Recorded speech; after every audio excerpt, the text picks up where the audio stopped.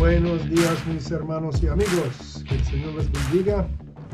Soy Warren Hoyt y esta es otra en la serie de enseñanzas sobre la importancia de la educación cristiana.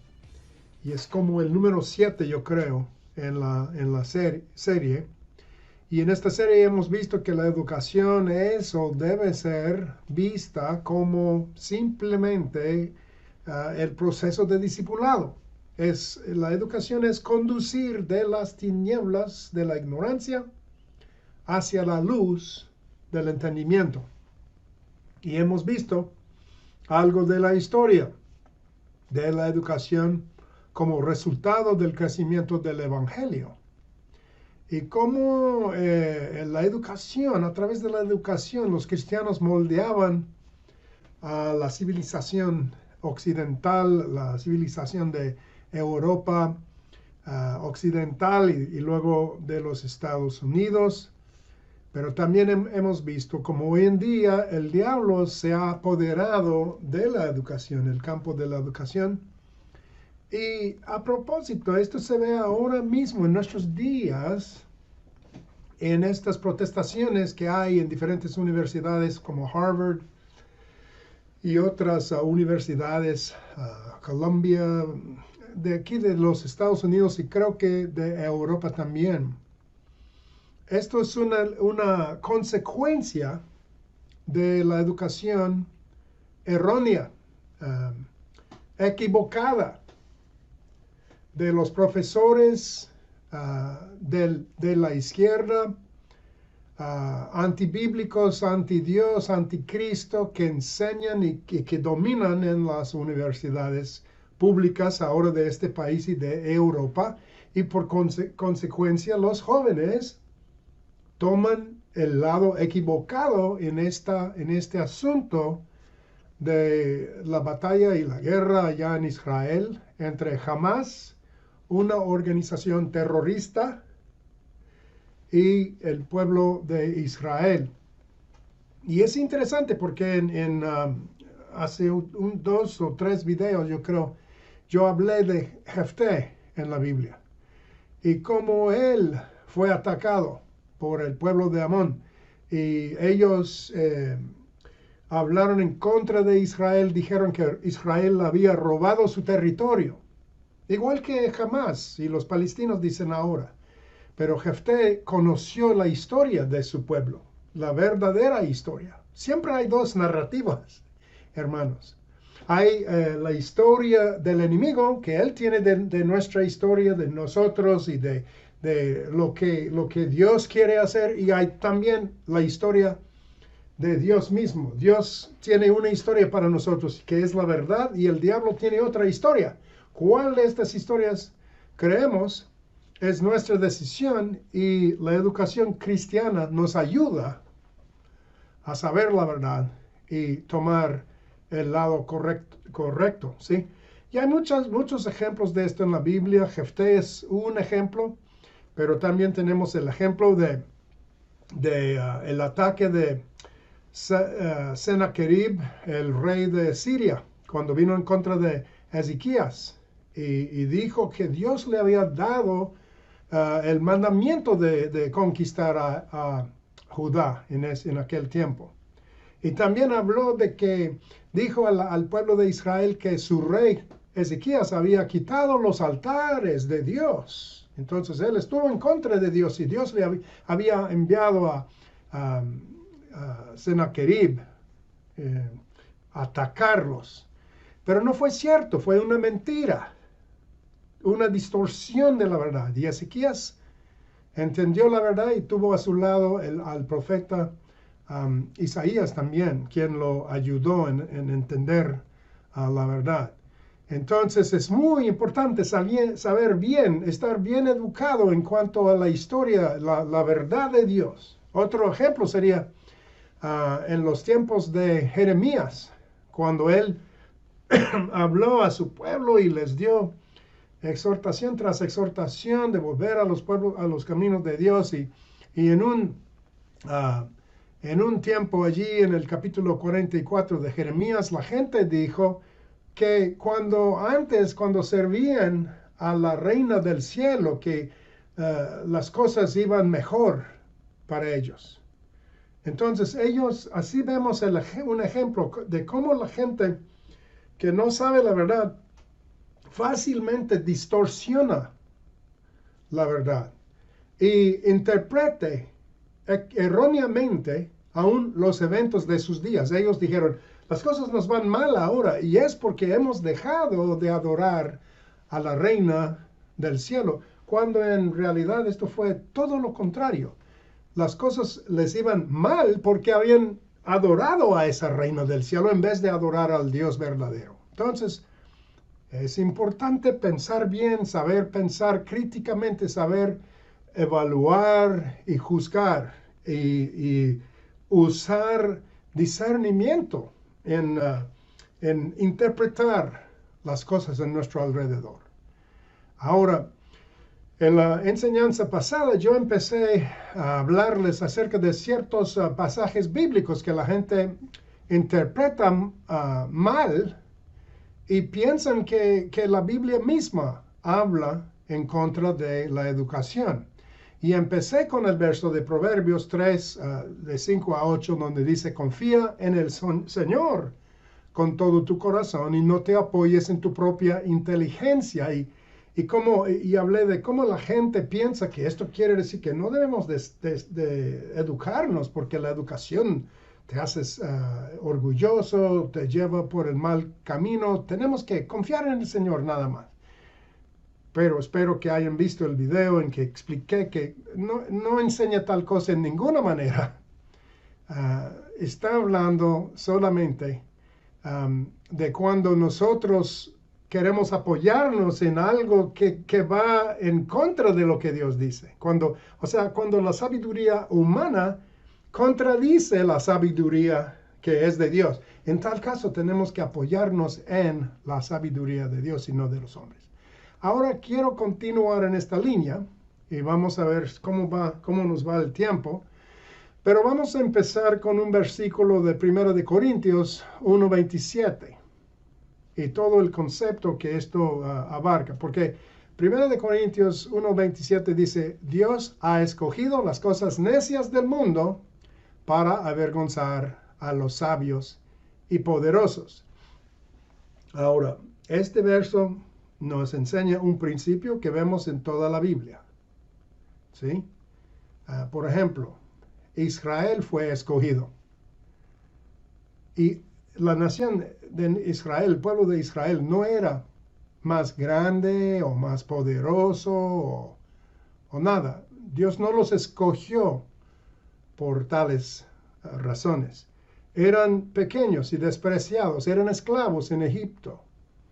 Pero Dios los eligió y los salvó de la esclavitud para mostrar su poder a todos los pueblos para siempre. Entonces, y aún así, hermanos, ellos nunca llegaron a ser uno de los imperios más poderosos o grandes o ricos, ni nada parecido. Pero Dios los escogió siendo pequeños, siendo débiles, para demostrar su poder, ¿sí? Es la idea de la Biblia. José es otro ejemplo. Él fue vendido como esclavo, acusado falsamente, encarcelado. Pero luego Dios lo levantó de su posición tan baja para ser primer ministro del imperio más fuerte de aquellos tiempos, Egipto. Entonces escogió a lo vil, a lo débil, a lo bajo, para demostrar su poder. David es otro ejemplo, era el menor de sus hermanos, pero Dios eligió a David para derrotar primero a Goliat, el gigante. El gigante no fue vencido por otro gigante, sino a través de un joven, para que la gloria fuera del Señor.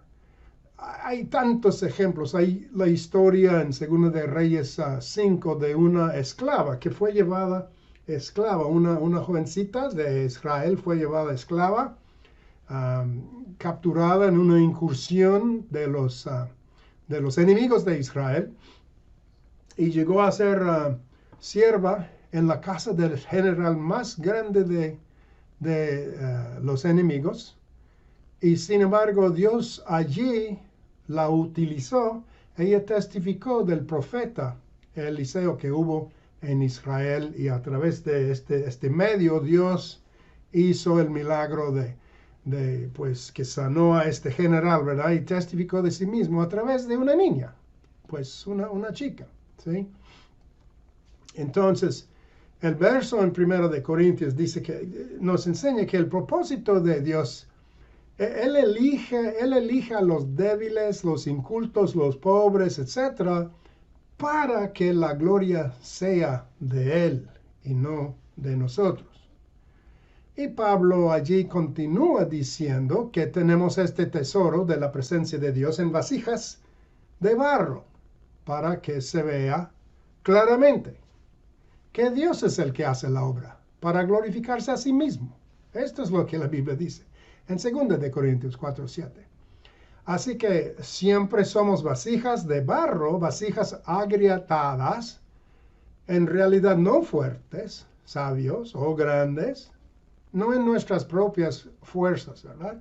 Para que la gloria sea de Él. Ahora, dicho todo esto, debemos tomar este principio y este pasaje de 1 de Corintios en el sentido de que no debemos valorar la educación.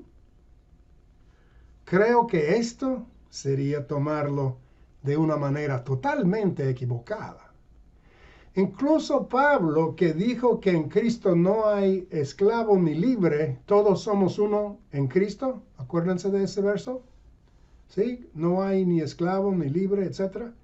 Sin embargo, él también dijo en 1 de Corintios 7:21 que si un esclavo tenía la oportunidad de obtener su libertad, debía hacerlo. Entonces, no importa si eres esclavo o libre, pues somos uno en Cristo. Ok, está muy bien. Pero luego dice, si eres esclavo y puedes obtener su libertad, pues hazlo. ¿Qué es esto? ¿No va en contra de la idea de que uno debe permanecer en la condición más humilde posible y nunca tratar de mejorarla? Si Dios ha escogido las cosas débiles e nobles del mundo para confundir a los más poderosos y nobles, ¿deberíamos todos buscar ser vagabundos, esclavizados, oprimidos y tan pobres como sea posible?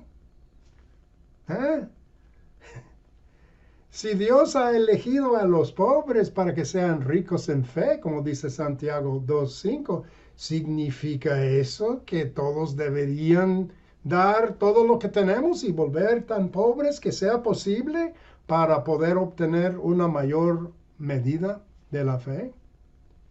Y bien, hace siglos, en la media edad, pues mucha gente pensaba así.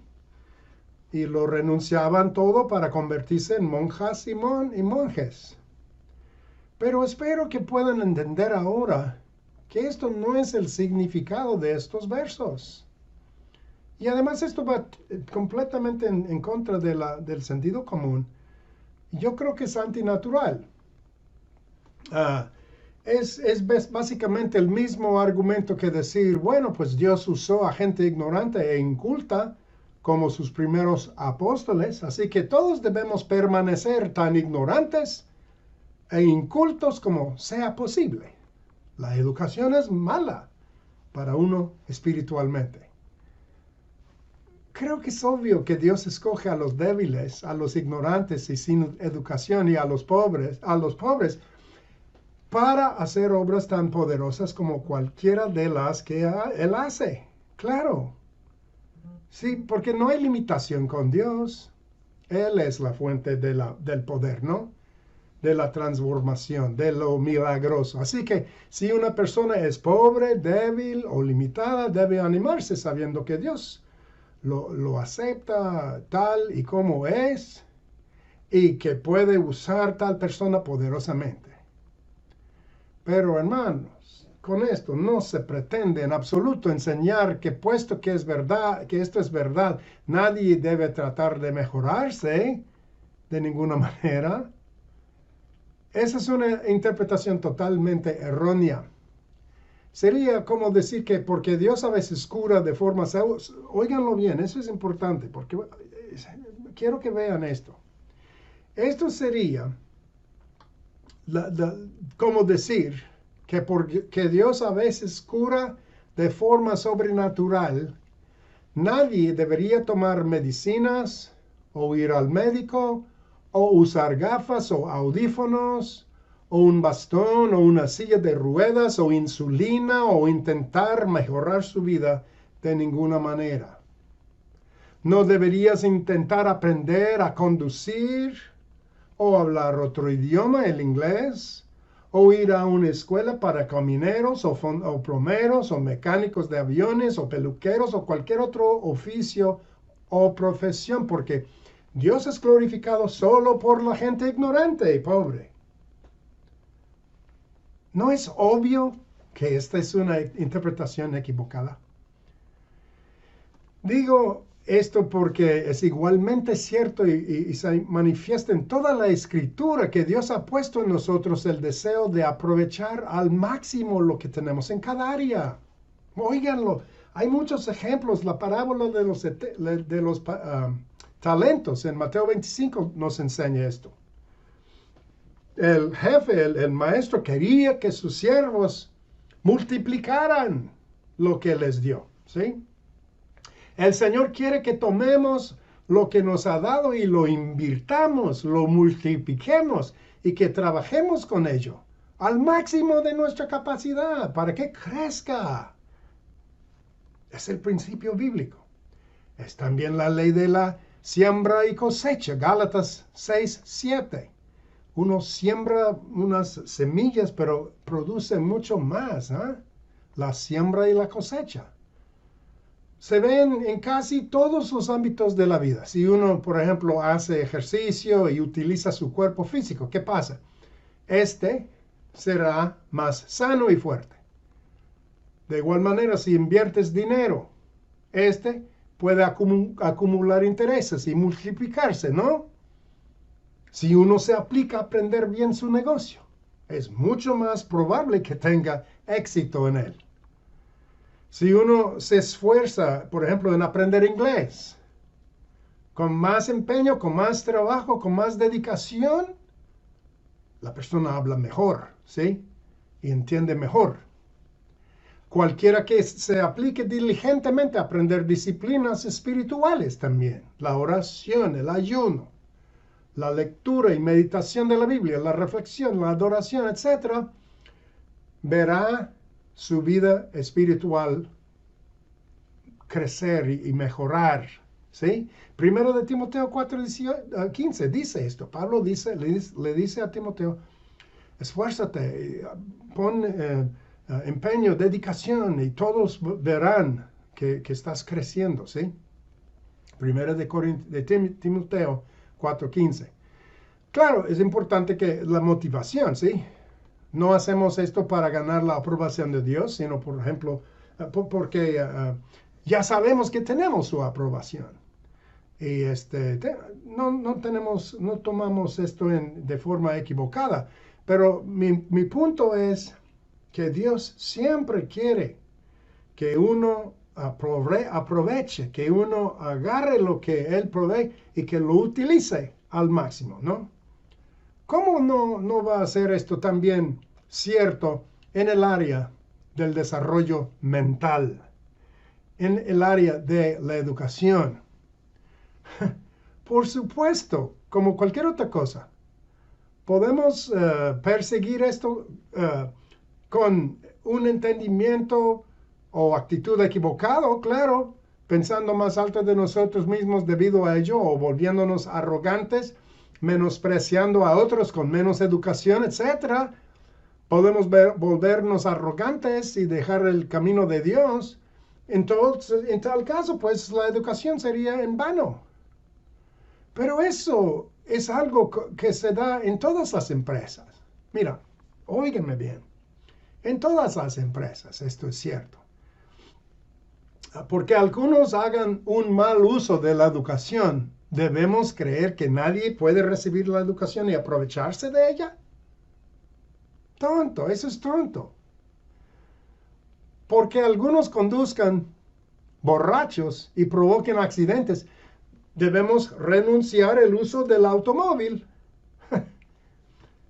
Porque algunas personas usan las computadoras y el internet para vender o ver pornografía o cometer crímenes. ¿Significa eso que ninguno de nosotros debe tener teléfonos celulares o computadoras o usar el internet para buenos propósitos? En tantas áreas de la vida y de las escrituras, lo que necesitamos, hermanos, es entender las cosas en su contexto y con equilibrio. A menudo que hay una tensión entre dos cosas aparentemente opuestas, y lo que eso es, entonces cuando ves algo que parece contraria, una contradicción, Dios quiere que entendamos que lo que esto significa es que necesitamos mantener ambas cosas o ambos principios en un equilibrio adecuado. Es todo, ¿sí? Usted y yo podemos dar gracias a Dios por habernos elegido sabiendo lo débiles y limitados que somos en muchos aspectos. Hay tantos versículos que enseñan esto. Y Santiago 1:9 incluso dice, si eres pobre, alégrate porque eres rico en Dios. Y si tú eres rico, recuerda que eres pobre comparado con Dios. Así que no te envanezcas. Entonces lo que quiero decir es que nunca debemos pensar que eso significa que es mejor permanecer ignorantes sin educación y sin mejorar de ninguna manera, ¿sí? Dios ha escogido a los débiles, sí, pero no te quedes allí, débil, ignorante, pobre, porque Dios te escogió así. Te escogió así para demostrar su gloria, pero ahora Él quiere que aprovechemos y que avancemos y que crezcamos. Ahora vamos a otro versículo, Romanos 1:21 al 23, donde dice que la gente se volvió vana en sus pensamientos y profesando ser sabios, se volvieron necios. Profesando ser sabios, se volvieron necios. Ahora, en contexto, este pasaje habla de la espiral descendente y la degeneración de la raza humana después de la caída de Adán y Eva. Su pecado de Adán y Eva abrió la puerta a más pecado. Su primer hijo mató a su segundo, etcétera, etcétera, y se iba empeorando. Entonces, esto, en cierto sentido, apagó la luz, ¿sí? En cuanto al acceso de la humanidad a la comunión con Dios. Y en Efesios 4:17 al 19, Pablo dice que el entendimiento se entenebrece o se oscurece cuando uno vive una vida desconectada o sin relación vital con Dios. Llegamos a estar entenebrecidos, ¿no? Mentalmente. Eso es lo que este verso en Romanos nos está enseñando. Entonces, está hablando de los no regenerados, los no cristianos, no de una persona que camina con Dios. Y no está en contra de la educación, pues. Vemos en nuestro alrededor, esto se ve en nuestro alrededor todo el tiempo.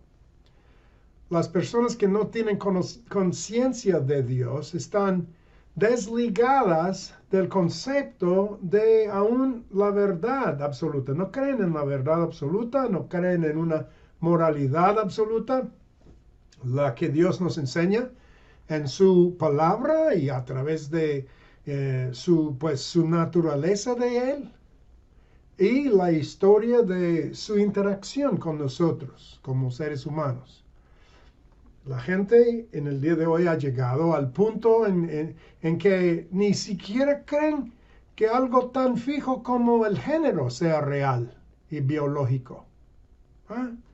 Ni siquiera algo tan, tan parte de todo nuestro ser. Creen que esto es nada más una construcción, es algo fluido, que podemos determinarlo por nosotros mismos. Yo puedo decidir que quiero ser mujer o una mujer puede decidir que quiere ser hombre. Y es una locura, hermanos. Es el resultado de profesando ser sabios, se convirtieron en tontos, ¿sí? Um, y podemos verlo muy fuerte en el llamado periodo de la Ilustración en la historia, en los años 1600, hasta 1800, principios de 1800, ¿no? Más que nada en el siglo XVIII. Esto fue cuando la gente de Europa trató de liberarse de la dominación de la Iglesia Católica y pues claro que la Iglesia en aquel momento se había corrompido, pero a la vez la Iglesia Católica era la Iglesia, era la única. Y en cierto sentido se rebelaron en contra del catolicismo, pero en otro sentido se rebelaron en contra del cristianismo en general y el reino de Dios en general.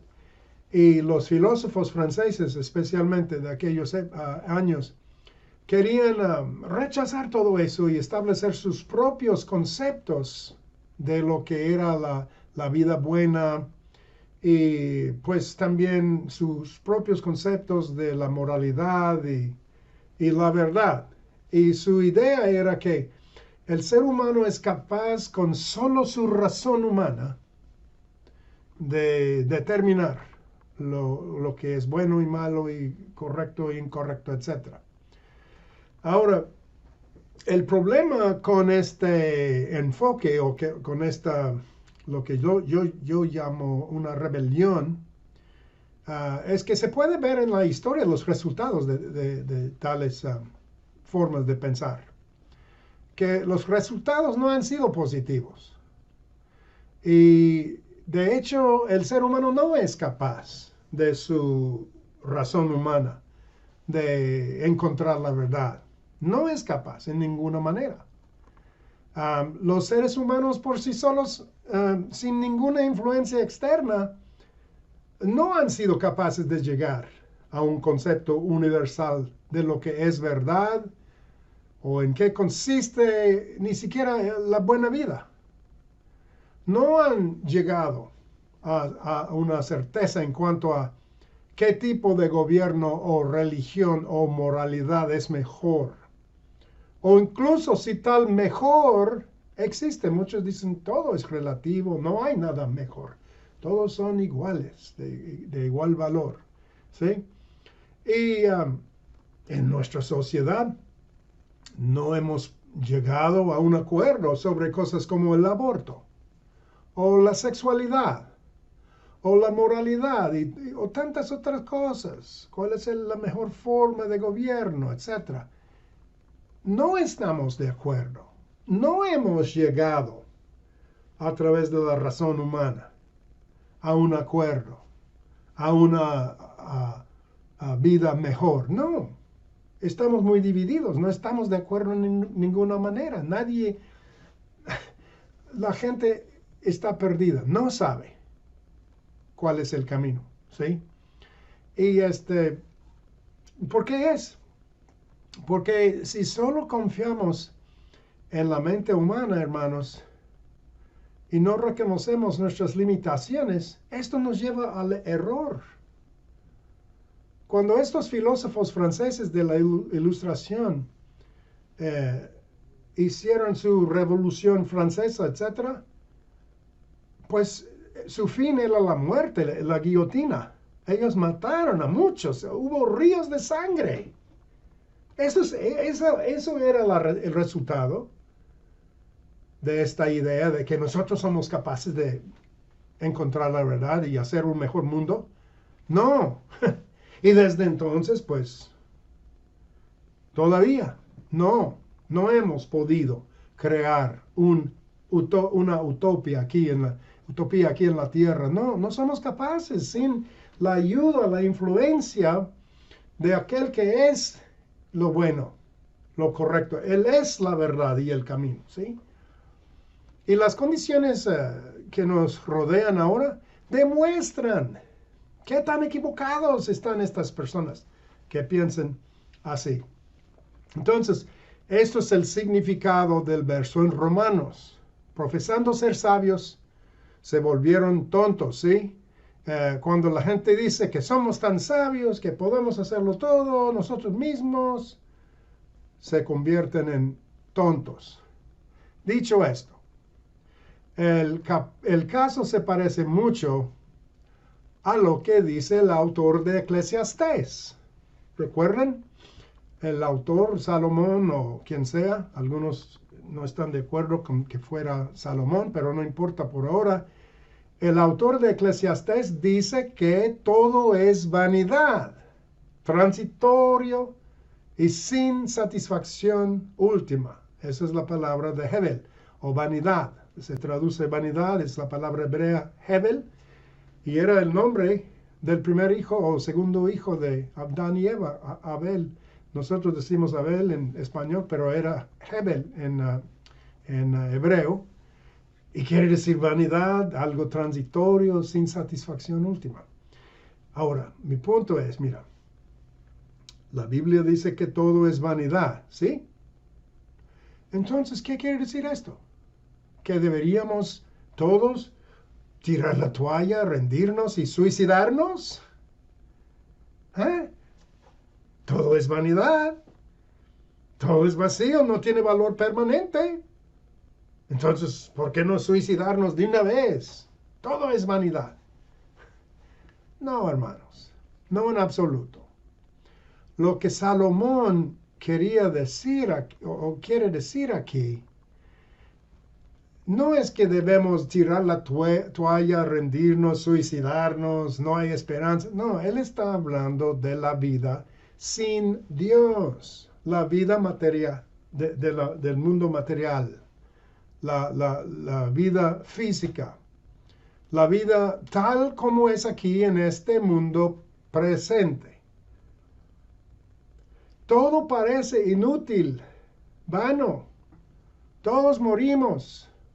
No seremos recordados por mucho tiempo. No podemos llevarnos a nadie con nosotros, ni nada.